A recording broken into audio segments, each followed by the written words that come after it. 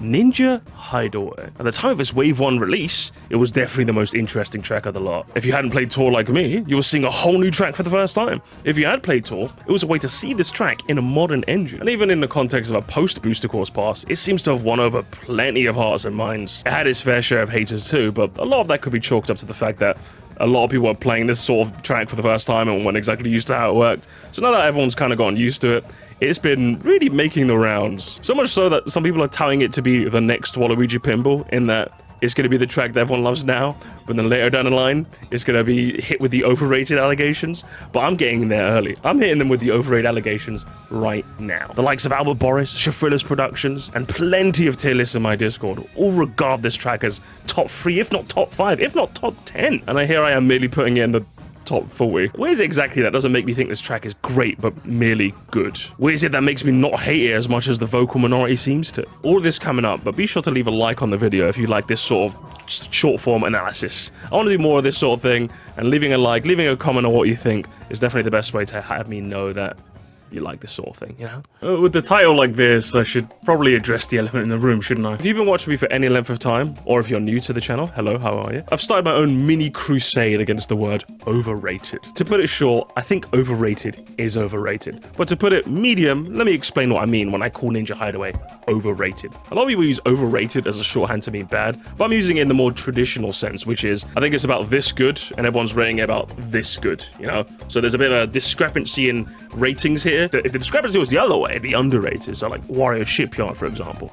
But if it's this way, then it's overrated. And that's what I think Ninja Hideaway is. And I think this habit in gaming discourse as a whole of using it as a shorthand to mean bad really pollutes any sort of good faith conversation you can have. It's the same thing with the phrase skill issue, for example. Is it a valid accusation to make in some instances? Obviously. But whenever you do say critique any track and somebody merely throws overrated or skill issue, now you're arguing about what the hell do you mean about that phrase, as opposed to arguing about design concepts and track design and just vibes and even anything that could be more remotely interesting than just arguing definitions. When I say overrated, that's exactly what I mean. I think the fan opinion is like all the way up here, whereas mine is like down here somewhere, you know? And here I am to convince you that my take is the correct one. Right when you even boot up the track, the aesthetics and the theming are just something else, aren't they? The classic recognizable Japanese architecture. On the opening stretch of the road, you drive through some cherry blossoms. Mario Circuit 7 could never. You enter the Hideaway proper, and then immediately from the first turn inwards, you notice the gimmick at hand. Instead of saving it for like some ending set piece, they let you know right off the rip that, hey, picking your lane, picking your path, making your choice is something that this track is going to have plenty of. I actually think this opening path choice section is really good. If you take the top path, you don't have to contend with a Ninja Star spike set piece. But if you take the bottom path, you have to. But if you have a mushroom, you can also take a secret hidden shortcut over here, which is inaccessible to you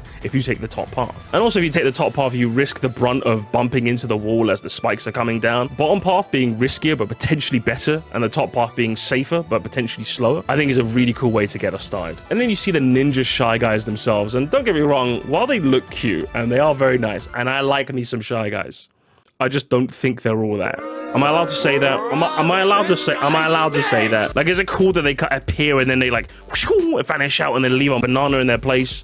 Yeah, but hazard-wise, it actually is not that interesting. For example, if they disappeared and placed a banana in a random area along that same row, that could be quite interesting. A hazard would be dynamic. You have to keep an eye out for where the ninjas drop their bananas. But since you know they're always going to drop a banana exactly where they left them, you simply avoid their path all the time, and you don't really have to ever interact with this hazard. It's cool for sure, and theming-wise, adds to the aesthetic, but gameplay-wise, it doesn't really do anything too interesting. And then you get this next section with the glider ramp bamboo shoes. Now, credit to Ninja Hideaway for actually having a section where you can boost yourself glider-wise with some elevation. I liked it when they did it in 7. They did it in 7 quite a few times, but in this game, they're really hesitant to have you stay on the glider for any length of time. So something that allows you to extend your height a bit is something I always appreciate. But the bamboo shoes blowing out allow you to take the higher path should you so desire, with the architecture making the top path a little harder to reach than you might like. And then you got to the final section, which, pause. Do you remember what I said about the opening upper lane, lower lane section, where there's at least a bit of interesting dynamism going on? This last upper lane, lower lane section doesn't really have any of that. Having played this track a couple times recently for this video, and playing it dozens of times before then, I can't think of any reason why I'll take the top path or the bottom path in this final section.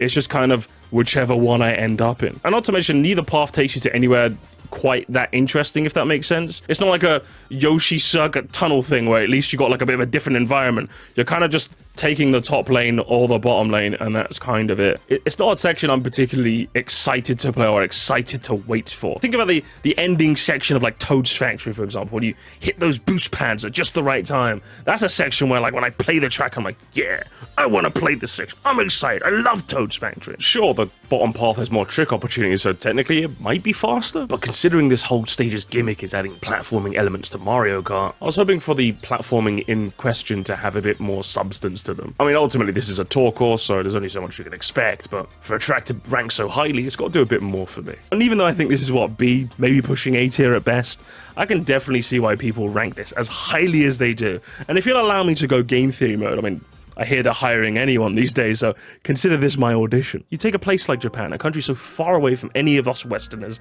that it almost has this otherworldly vibe to it. A culture so different from our own, some place that even the people who are the biggest homebodies would love to visit at some point. You take an element from that culture that's been perfectly crafted to appeal to Western young boys like ninjas. If you think I'm lying, just think about it. Think back to your childhood. You have a ninja thing that was in your childhood that you liked as a kid. Teenage Mutant Ninja Turtles, Ninjago, the Mortal Kombat characters that are obviously inspired by ninjas too. Was it the Power Rangers Ninja Storm? We all had a phase. We all had a phase, and don't you forget it. You all had a phase.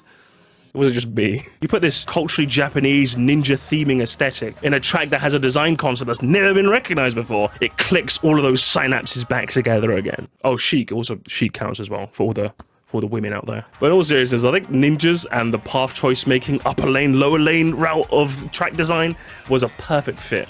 And while I think Ninja Hideaway does it well, I think it's something that can be recognized in future tracks. This track is basically the path choice making version of Hyrule Circuit.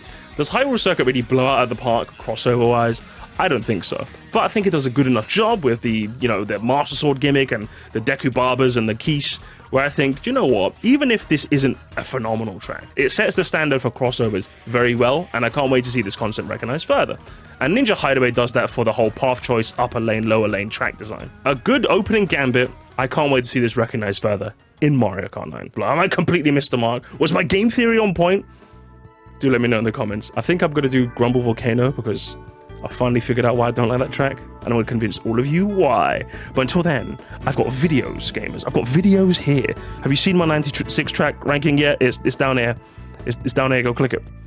And if you have, then I'll probably put like an old live stream where I reacted to some tier lists up here. Come on, guys. I've got a family to feed. A family of me. There's your lot.